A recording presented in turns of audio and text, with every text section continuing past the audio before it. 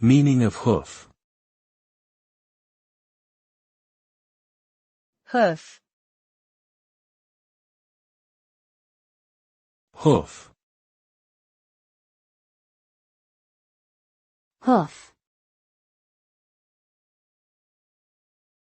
Hoof. Hoof refers to the hard outer part of the foot of an animal, typically a mammal such as a horse, cow, or deer. The hoof is made up of tough keratinized tissue that protects the foot and provides support for the animal's weight. It also helps the animal to move across different types of terrain. Proper care of hooves is essential for the health and well-being of domestic animals, especially those used for transportation or work. Regular trimming and maintenance can help prevent injuries and keep the animal in good condition.